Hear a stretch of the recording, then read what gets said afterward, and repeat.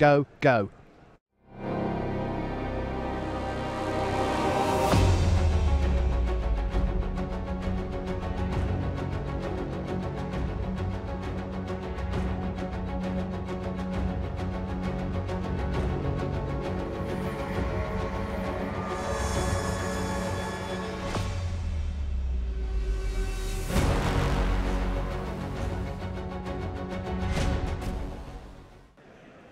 Hello everyone, welcome to the feature match area for round 14. It's the penultimate round of Grand Prix Madison. We are about to watch Magic Online champion Magnus Lanto up against Pierre Dagen, Pro Tour Theros finalist, runner-up to Jeremy Desani, of course.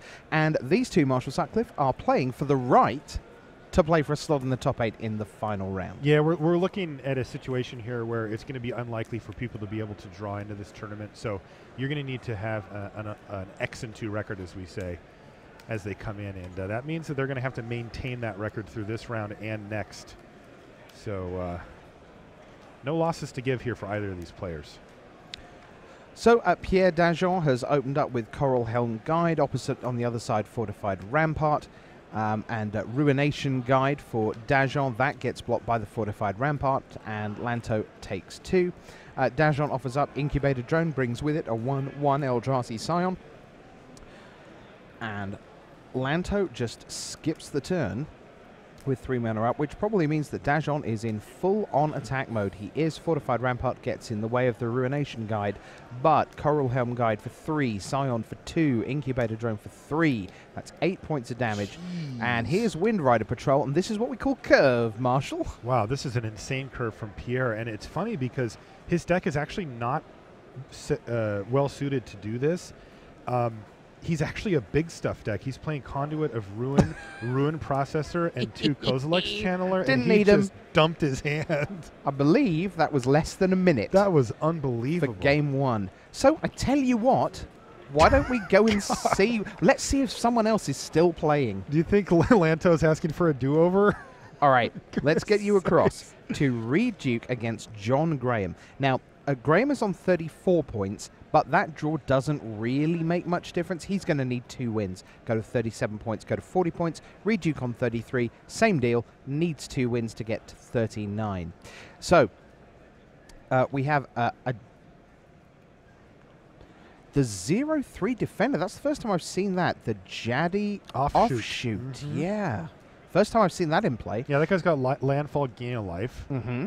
Snapping Gnarly, which has landfall, take a life, yeah, in a sense. 2/2 up to 3/3. Zulaport Cutthroat has the life swap, and Drana.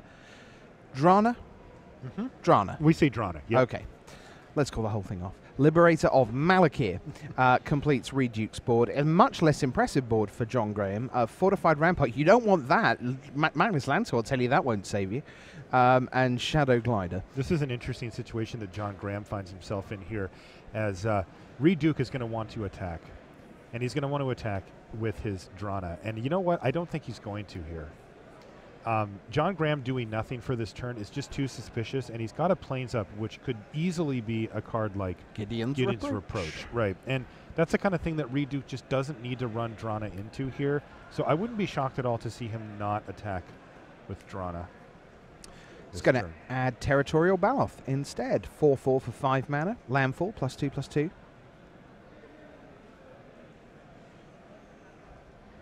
He's thinking about it. Look at this. Reid is seriously considering it. Yeah, he's just going to pass. And this is Reid Duke for you, thanks for skipping your turn. Yeah. So he basically, we call that a time walk. That's of course, a bit of over-exaggeration. But, the point is here is that Djon did nothing for his turn. And he wanted to do something. I'm now pretty sure that he has a Gideon's Reproach in his hand as well. But Reid Duke just cleverly played around it. Now the question is, can Djon continue along this path? And I think what he's going to do is he's actually going to bounce Drana here using Clutch of Currents. He's going to actually do it to the Baloth.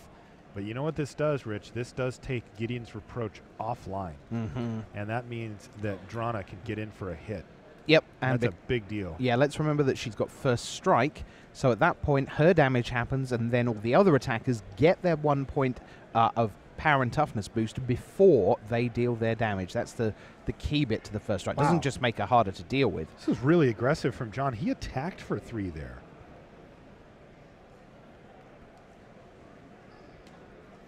Huh.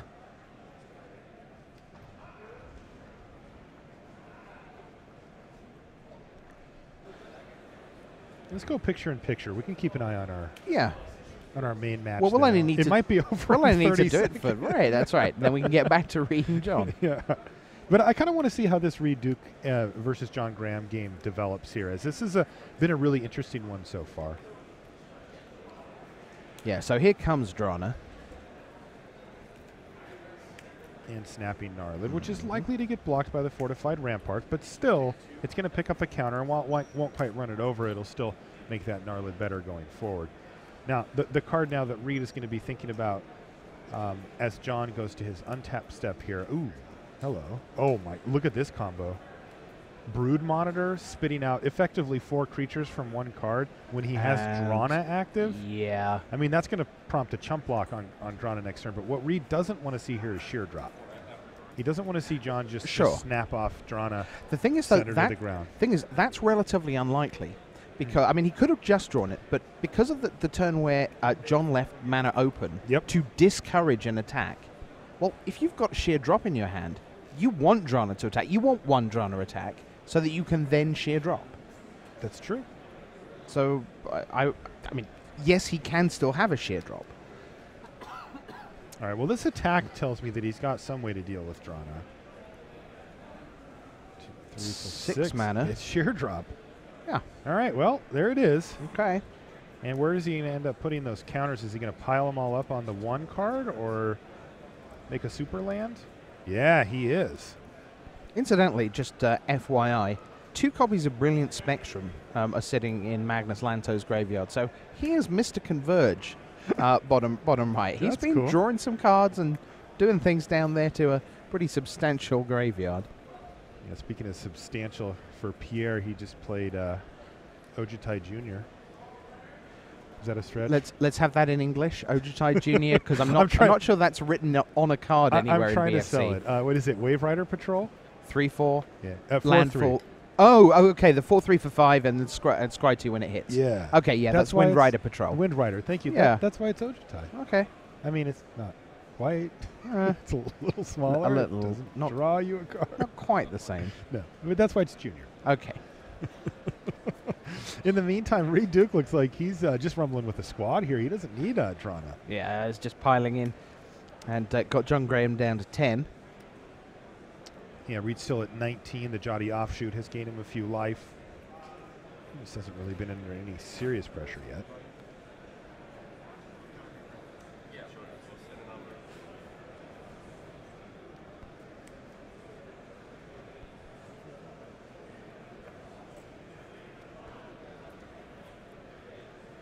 Yeah, I believe that is Noyan Dar Royal Shaper come down for Pierre Dagen on our mini match. You are correct. Mm-hmm. So chance to awaken things whenever he casts an instant or sorcery.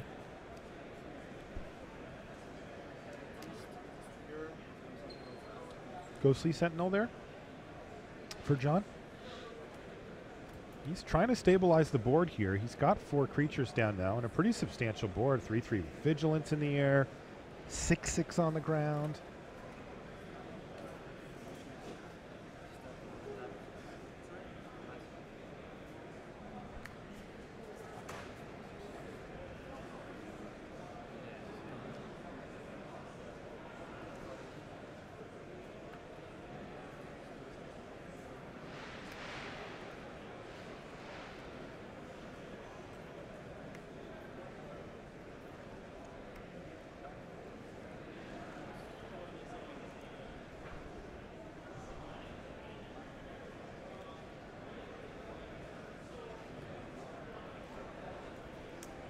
Yeah, oh, looks like Lumbering Falls just got active, Rich.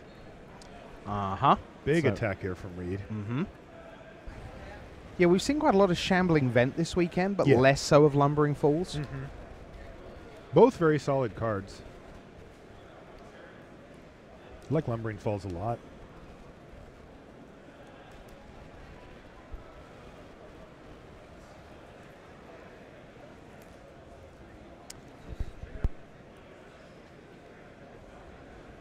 Graham looking for an answer, and as so often this weekend, because he's playing white, we get to say things like, for example, planar outburst.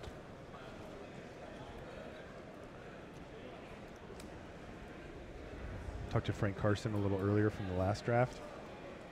He had somebody play planar outburst 3 times in one game. Now, to be fair, one of them was three the same different. one. I was going to say how many were recycled. But still, you know, you play it and you're like, oh, okay, and then you rebuild and then they recycle it. And you're like, okay, fine, and he top decked another one. Ooh.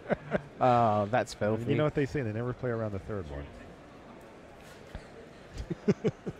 Is this going to go on all weekend? By the time we're in the final, you know what they say? They never play around the 6th one.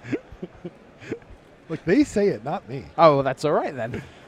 Here's that Gideon's reproach that Reid Duke probably was suspect of the whole time. Zulaport Cutthroat still does its thing, though.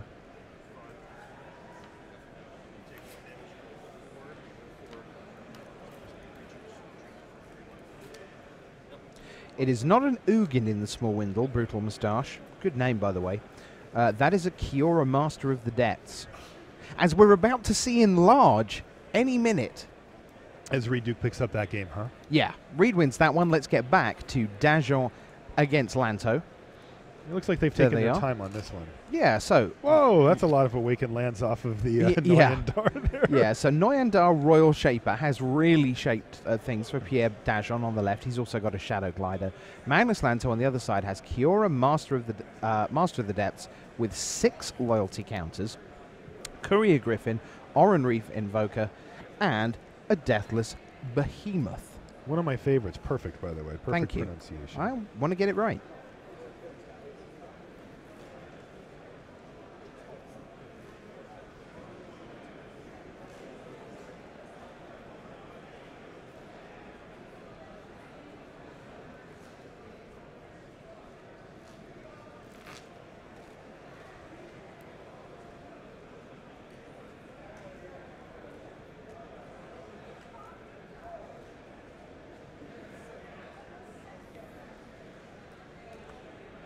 Dagen with 9 powers worth of lands is going to utilize them all to pile in, and so is Noyandar Royal Shaper, and so is Shadow Glider. So the Deathless Behemoth will get in the way of Noyandar. Oran Reef Invoker will block one of the 3 power lands.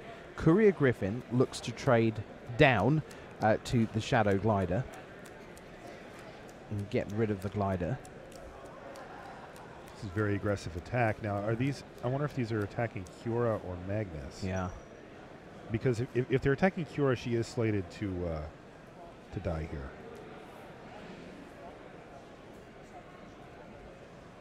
But at a pretty heavy cost.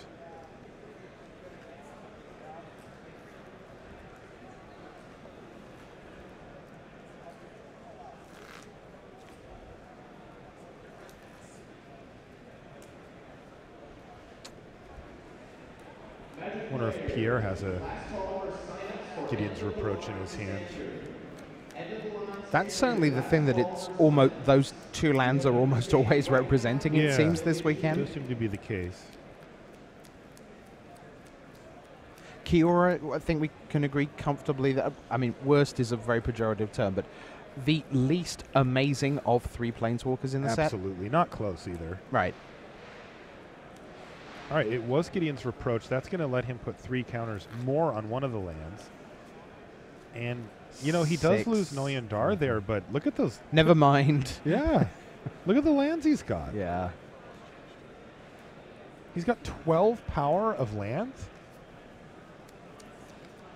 Remember, Kiora's ultimate doesn't come until -8. So that's not really on the table here. Now, Deathless Behemoth attacking. That's always on the table. Interesting little design decision behind Planar Outburst is that not only does it have you the strategic problem of dealing with Awakened lands, but also it slightly nerfs Planar Outburst in the sense of right now a Planar Outburst for the right amount would, if it had been the Armageddon effect as well, if it just said destroy all creatures, oh yeah, 3 of Pierre's 5 lands would be done, and it would be an outright win card in this situation. Right. Yeah. And it's designed very carefully so that That, I mean, in this case, it's a very extreme amount of land that Pierre would lose. But it is designed that way so that you don't get to Wrath and Armageddon someone in the same turn directly. I'm sure anybody that has a board like Pierre's is happy about that. I'm sure they are, yes. So Magnus is down to 3. That last attack was all at Magnus. Mm-hmm. But a reasonable follow-up turn for him. He's added an 0-6 wall, good blocker, a 3-3 flyer to his stable, and he still has the 6-6 Deathless Behemoth as well. So Pierre says straight at you. So Behemoth looks to trade 6 for 6. Rampart looks to just suck up 3. Trade 3 for 3. 2 damage gets through. And he goes to 1. And here's Mist Intruder. The lethal threat, Mist Intruder. Yes.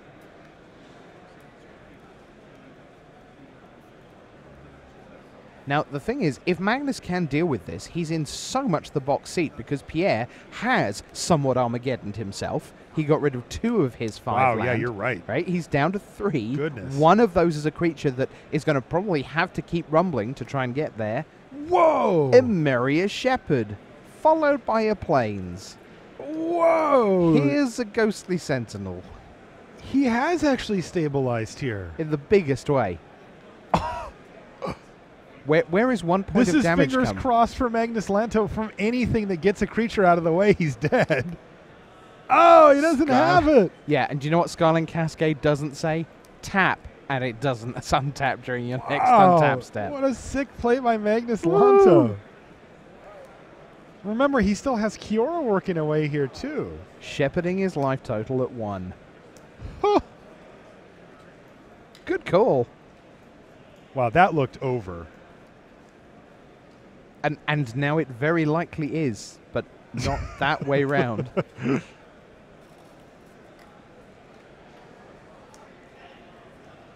Dampening. Pulse there. Yeah, for Magnus. -1, -0. He gets in So for 7 here. Dagen's team got very little. And he gets to untap his Angel as well. And remember, the Damning Pulse also takes out the Mist Intruder as a lethal attacker. Mm-hmm, because it's now a 0-2. And Magnus, because he's landfall, it wasn't a Plains, but nonetheless, Emeria Shepherd gets to search up something. So Magnus having a good look. Yeah, he's looking at his Courier Griffin, which would make a lot of sense to just bolster his life total up, though. In reality, God, he's just not under pressure here. Ooh. All right. Yeah, horribly awry. Still, he has 2 flyers to block, and there's only 1 lethal threat now for Pierre, which is that glider. There is 1 card that gets him out of it right here, and that is not it. Ondu Greathorn. Magnus I was thinking of Lanto. adverse conditions. Oh, wow. Yeah, tap 2. Got a guy. And he would have that would have been game if he had adverse conditions right there, but he didn't have it. That would have been an uncommon occurrence. It did not happen here. Wow. Yeah, I'm going to put Kiora down to 1 loyalty. Plains, Forest, Oran Reef Invoker, Lifespring Druid, I think. He found a Plains. Get something back from his rather plentiful graveyard now. Is there anything that just reaches out and deals damage in white and blue?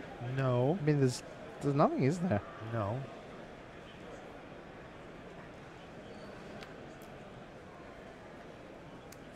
Looks like he did not attack with the Angel there. It is all kinds of more. And here's all kinds of thanks for the game. Let's play game 3. Jeez, that was a sweet save by Magnus Lanto.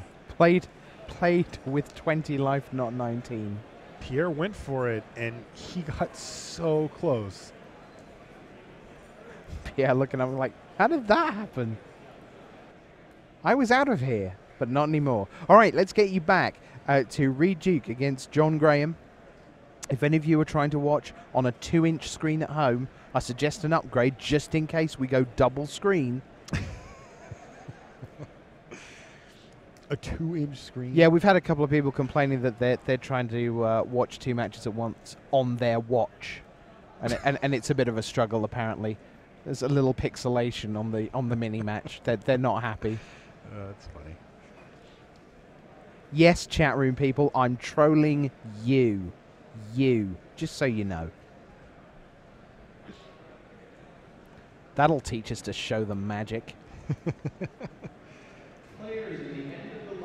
All right, so Reid Duke has a Jaddy offshoot, he has Pilgrim's Eye, and he has Oran Reef Herder, Courier Griffin, Ghostly Sentinel on the other side of the table, and another Ghostly Sentinel.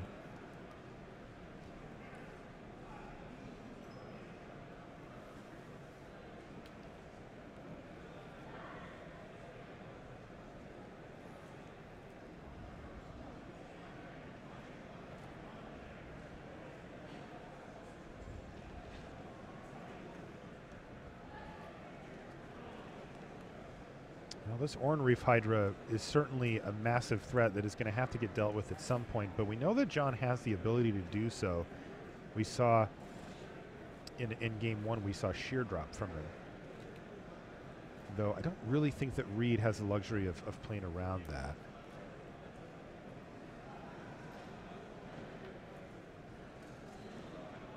In we come.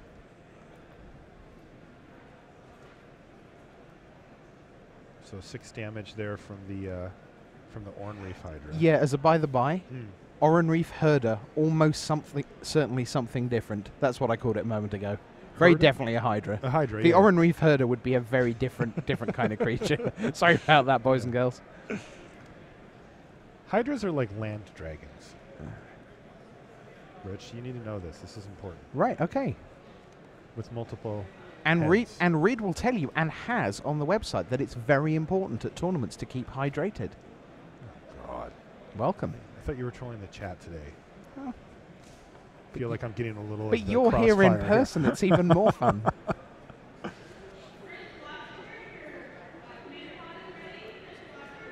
This is going to be kind of interesting, though. These Ghostly Sentinels add up a lot of damage. In fact, just a 3-turn clock here. So I'm pretty sure he just attacked this turn already to bring Reid down to 12. Mm-hmm. The Jaddy offshoot actually doing work here, you know, making that clean 3-turn kill in a much less likely scenario. Oh, Reid's actually down to 10. And his Royal Spout, presumably sending the Hydra away. He's going to have to rehydrate.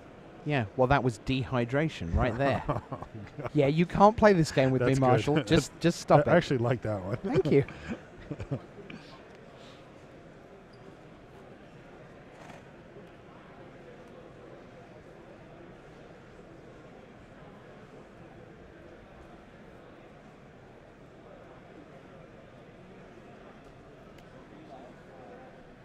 In we go with the Territorial Baloth. 4/4 for 5.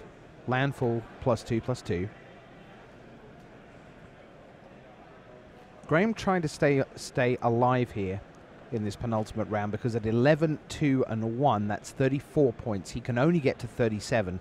We are certain, barring all kinds of nonsense DQs and things, that fundamentally 8, 9, 10, or 11 players will get to at least 39 points. As we see the mighty Drana, Liberator of Malakir, come down for Reid Duke. So Reid decides not to replay the Hydra, but instead to play Drana.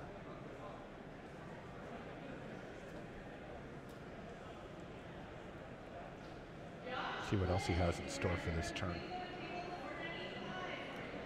Tightening coils. That is going to make it really tough for Drana to do her thing.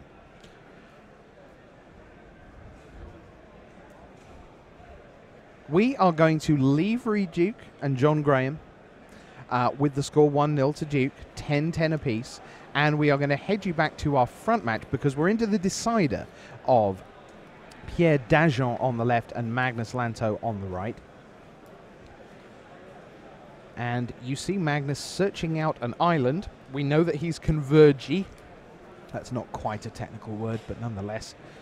Yeah, he has some converge cards in his deck. Brilliant spectrums we saw in the last game. And Pierre, for his 3 mana, says, here's a Shadow Glider, and I'm going to add a Sunken Hollow. Hello. Yeah. Clue. Ghostly Sentinel for Magnus Lanto. That card has been very prominent in the feature match area this round. Geez, no hesitation whatsoever. Pierre just fires in there with his glider. Magnus says, okay, you've probably got what I don't want you to have, but I'm going to go ahead and block anyway and make you use it. Deathless Behemoth. God, I love that card, Rich. Yeah, 6/6, and it's 2 Eldrazi sign. You sacrifice to bring it back. That's right. Here's Ruination Guide for Pierre. Not great on this board. No. But a card that sits there and makes Lanto think about it, because any other card is going to any other colorless card is going to have that ability as soon as it appears. Here's Kiora. Jeez. Master of the Depths, up to 5. What is Pierre supposed to do here? Struggle. So we see Brilliant wow, Spectrum. He is so far ahead on mana here. Converge. Yeah, this is good times for Magnus Lanto.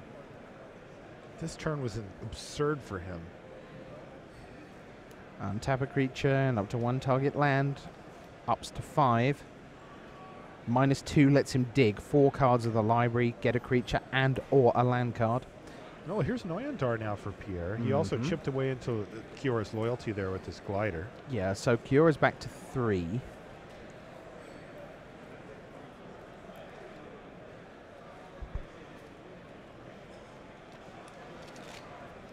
Smite the Monstrous. Go away, Noyandar. Courier Griffin. Yeah, Jeez. Boom. Magnus Lanto gets the job done. It just felt like that the whole time, didn't it? Uh-huh. I mean, Pierre just never could get his footing there, and Magnus's deck is kind of sweet, actually. It does seem pretty decent. So Magnus Lanto at 12 and 2 will play for, well, at least a share of the points required for top 8. Most likely, because he was on table 1 earlier in the day, his tiebreaks are going to be very good. So most likely he will be a winner in. Pierre Dagen is now playing for the highest place points and cash he can find, but it will not be top 8. We will not see him draft again. Now, back table, you can see Reid and Jon Graham shuffling up. We are going to see a game 3. Now, those Ghostly Sentinels will look like they were doing sweet work for Jon Graham, and the tempo plays really kept Reid Duke off balance. Yeah, I wasn't sure whether Ghostly Sentinel was going to be a nice card in sealed and a less nice card in draft, but it certainly seems all over the place today. Yeah, it's funny. I actually predicted that Ghostly Sentinel would be a little bit lower on the power spectrum than it ended up being, and the reason's kind of weird. Normally, that's a card. That's the kind of card I actually appreciate a lot, which is solid, efficient. It does what it does. You know, maybe it's not a home run, but it's always a solid double. And, you know, it's the kind of card that I like to have in my decks because they affect the board, they attack, they block, etc., right? But the thing that started to become clear after looking into the set more deeply was that this is very much a synergy-based set. There's a whole lot of decks that require you to have, you know, a ton of devoid or colorless cards. And there's ally decks that want you to have a lot of allies or at least reward you for it. And, you know, there's quite a few different decks that require you to have specific types of cards in great numbers. And Ghostly Sentinel doesn't fit into any of those. Not an ally, just kind of a good creature that you can play in the air. And as it turns out, that's still good enough. You know, there is a blue-white flyer stack that, you know, we see in Jon Graham's hands here, and that does seem to be a legitimate thing. And on top of it, it's just good enough on its own. And with flying, and flying is, of course, the critical component of that card, yeah, it's good enough. So I think we're going to see it, you know, fairly frequently in the draft format. So again, much as the Lanto match that's just finished, one of these two will play for at least a share of the top 8 in the last round.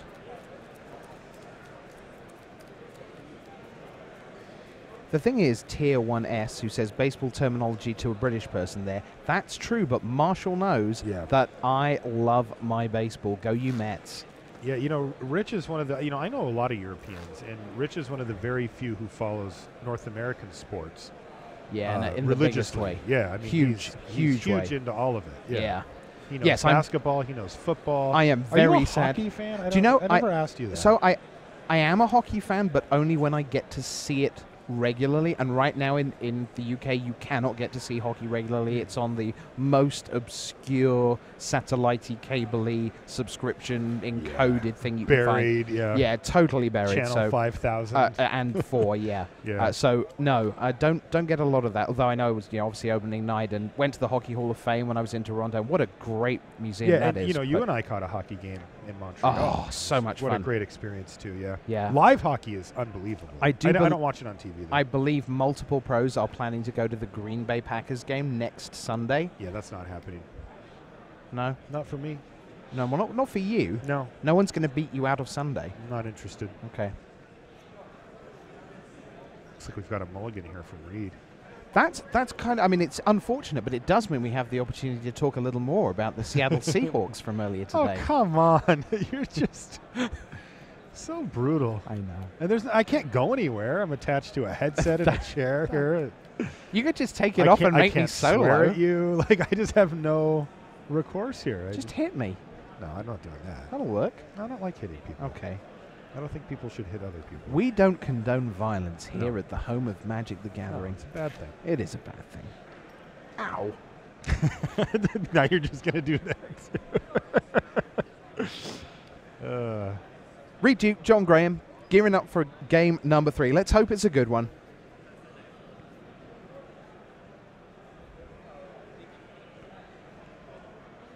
Mulligan rules in effect here? Mm-hmm. That's kind of exciting. The Vancouver Mulligan. Yeah, Vancouver Mulligans are happening.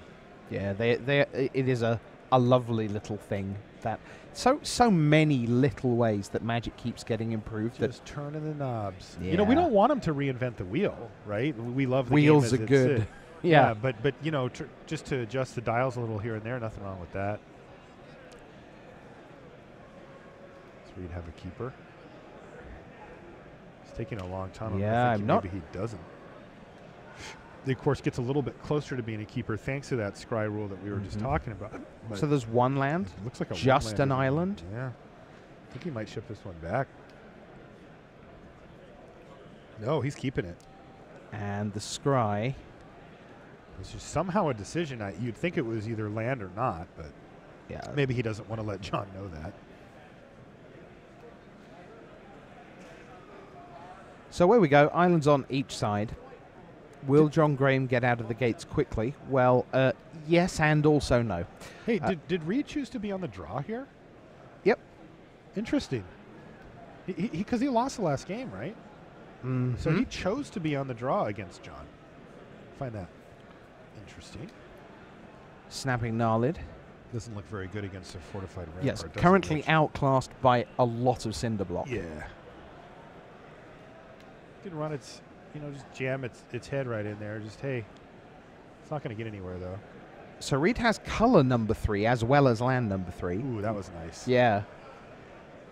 Especially considering that Djon Graham hasn't really done much. All he's made is the fortified rampart. He's got 4 mana here and just hasn't cast anything else.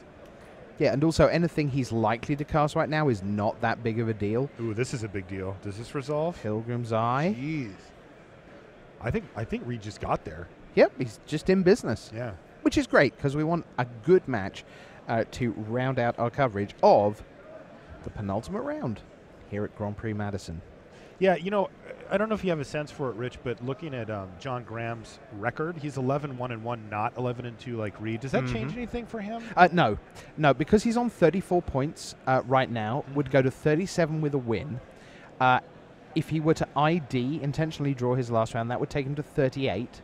But as we've already said, 8, 9, 10, or 11 people will get to 39 or better. So that's not good enough. So that's not good enough. And if he was on 36, he would then have to play and win and get to 39 or better. He would be one of those 8, 9, 10, 11s. And if he wins this, he will be at 37. He will have to play. And if he wins, he will be one of the 8, 9, 10, 11 players on 39 or better. The key bit, though, is if he does win both of these, he will be the or better part of the 39 or better. And of course he's in then 100%. So he's straightforwardly win-win regardless of his tie breaks. That's the bit that does make a difference. He doesn't care what his opponent match win percentage is and never will through the rest of this tournament. Okay, but it does not afford him the luxury of picking up a draw at some point. Not in any way, no. So here's Carrier Thrall, 2-1, uncommon from Reid. It's a vampire. When it dies, you will get a 1-1 Eldrazi Scion.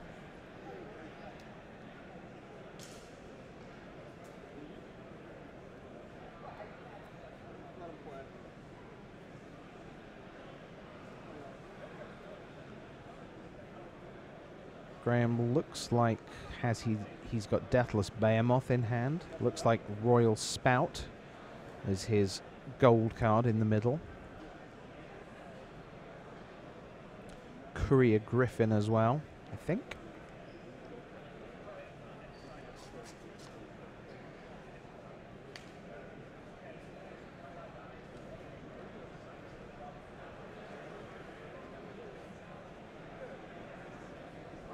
This has been an odd early start, largely because of that fortified rampart. We've been in a position where we've been playing a little while, and both players still at 20 with nothing really shifting at all. But now we're going to see Clutch of Currents with Awaken. Bouncing a 2-drop.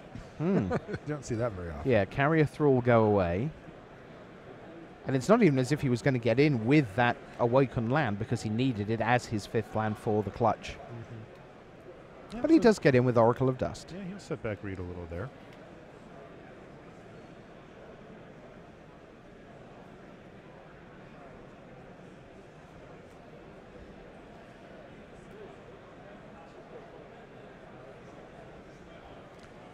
Okay.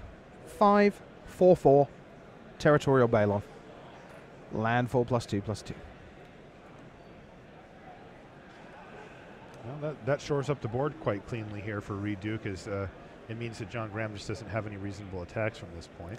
What Graham does have, though, we've seen Reid mulligan, and although he got a land out of Pilgrim's Eye, which is in some sense unmulliganing, worth bearing in mind that in the land pile for John Graham is Blighted Cataract. So at some point when the game is kind of stalled, John can take a little bit of time at the end of Reid's turn to draw a couple of cards. As he goes for Royal Spout and says, I'm going to just pump up my Island Awakened. Yeah, that should have more counters on it. It really should. There we go. That's quite big now. It is indeed. Now it's tapped this turn, so no attack, but 7/7, hello. Reid just remakes the Carrier Thrall, which, of course, is 2 blockers in a sense, because it can just jump in the way, get the Scion, jump in the way again. Doesn't particularly further his game. What's his plan here? For Reid? Yeah, I mean, he could have, he could have replayed the Territorial Bailout, so he's got something else going on in his hand. 3 mana. Something for 3 mana. Complete disregard something? Could be. Be pretty nice on the Oracle. Yeah. Would have been really nice last turn on the land.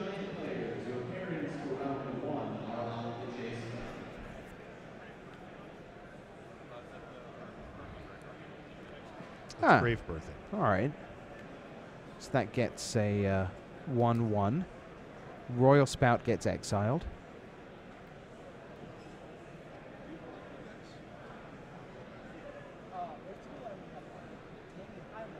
So all kinds of blocks, and here's the shape of Battle for Zendikar, which turns out to be true in draft as well as sealed. Lots of gang blocks.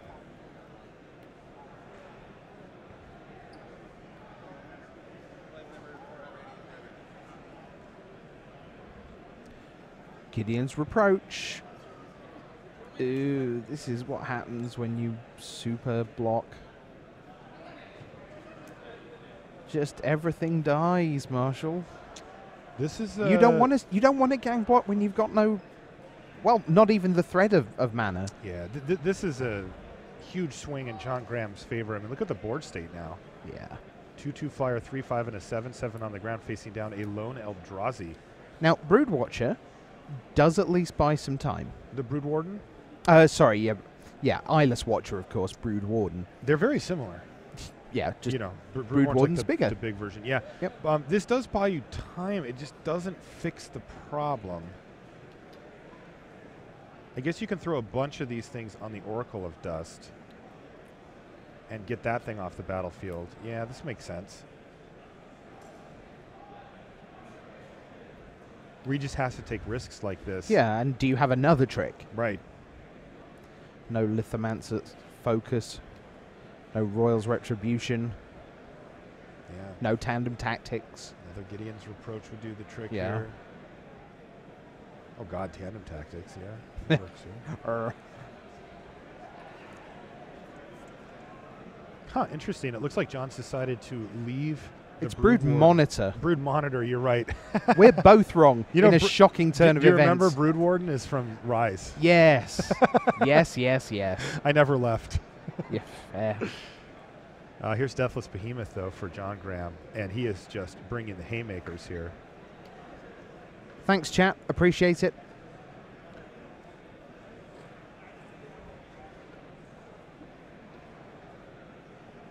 At least somebody has our back, right?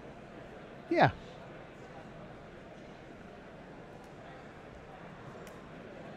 Bane of Balaged. It just isn't what he wants here. It's so tough because, you know, he can trade that off for the big land. I Or mean, really any of the big threats here, but he's just struggling to actually get this board fully stable. right. And again, Reid down to one card. Still that Cataract waiting to draw two. Here's Tightening Coils. Your 7/5's now a 1/5. So I've still got two huge men that you can't deal with right now. So in we come. 2/2 flyer, 7/7 land, 6/6 Behemoth. Ugh.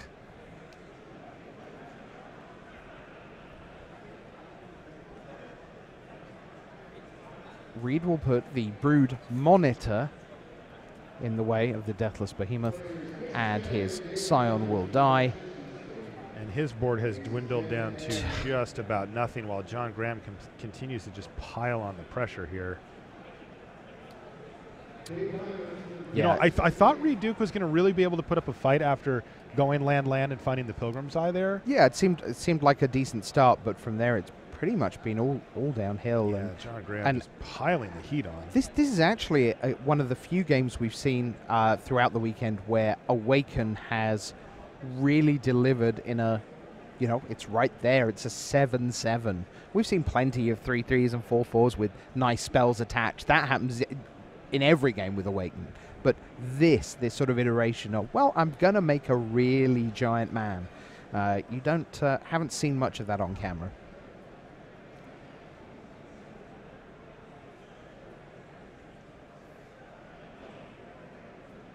Reid has some type of plan here. The Bane of Balaged can still attack. Still triggers. Zulaport Cutthroat. Let's trade some life. And there's a Calastria Nightwatch. Okay, yeah. 4/5. Gains flying when you gain life. Huh. Which Zulaport Cutthroat can make happen.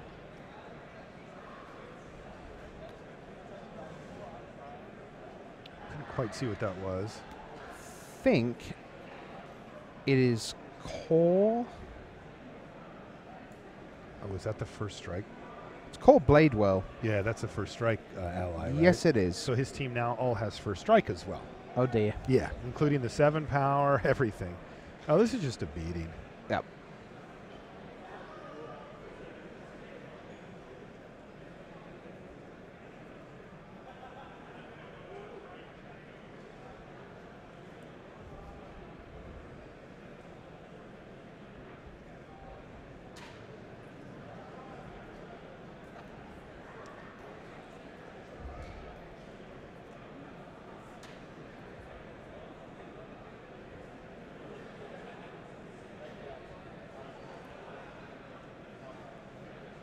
This will be the last time we see Reid Duke in this tournament. Pretty confident. I am in agreement Because with at you. 11-3, he will not be in the hunt for top 8 Yeah, I don't think in there the are last cards round. here, right? He's not in white. No, it's Even like then he's dead. Nissa's renewal gains 7, doesn't do anything. Plate Ulamog. Another Calastria Night Watch. But 2, 9, 11, 13.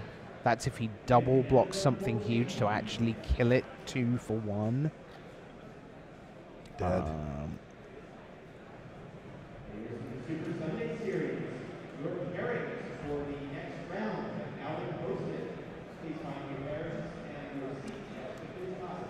And just two jump blocks.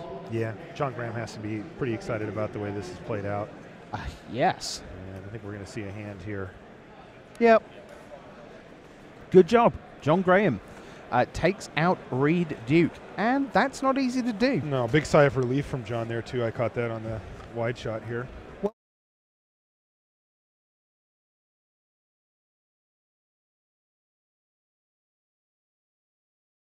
Kind of is.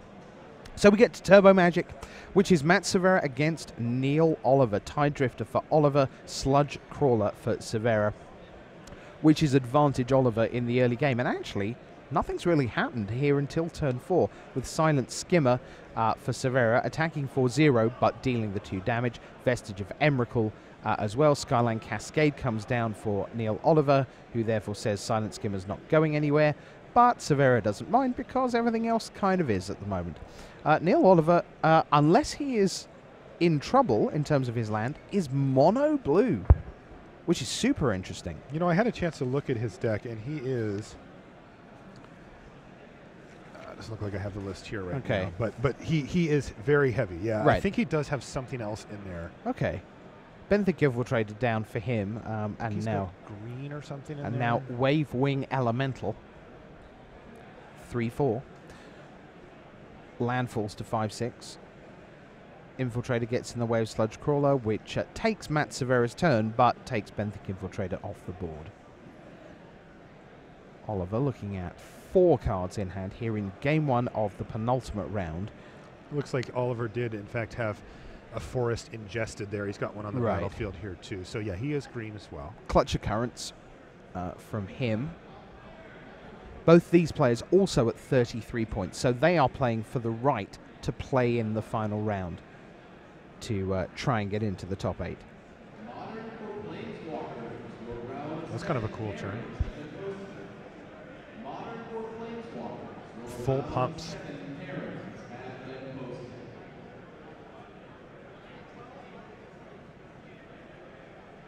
Is that a Blight Herder I see at the top of the screen there, Rich? I think that is, yeah. Unfortunately, he wasn't able to bring friends along. Yeah, 4/5, but not 3/1/1s as well. Right. Well, 4/5 is reasonable.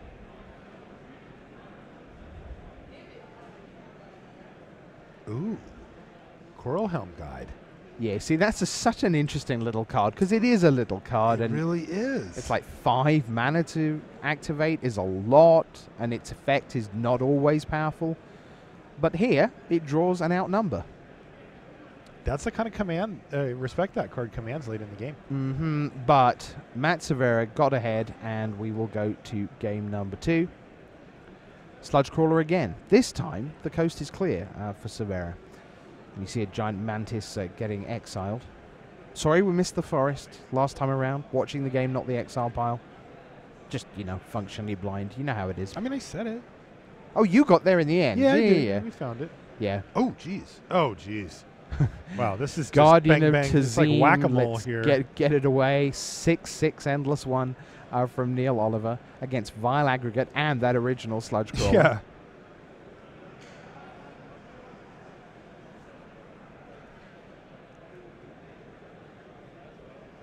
Dominator Drone from Matt Severa.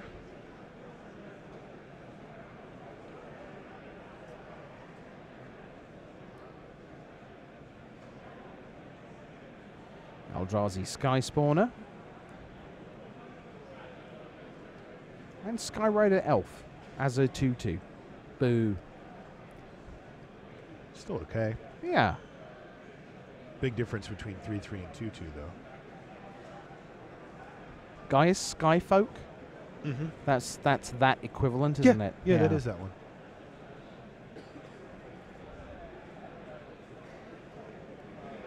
It's a card that would be good today. It was printed a long time ago.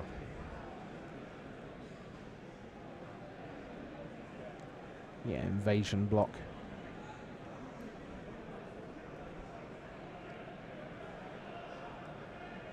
I would like to Stone Fury your guy. Or is that?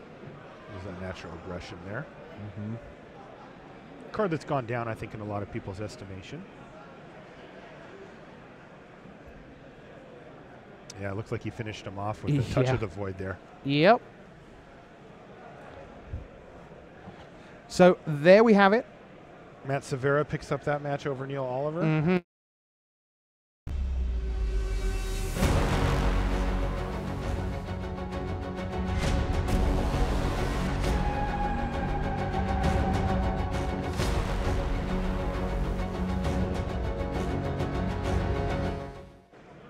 Hello everyone, welcome back to the booth.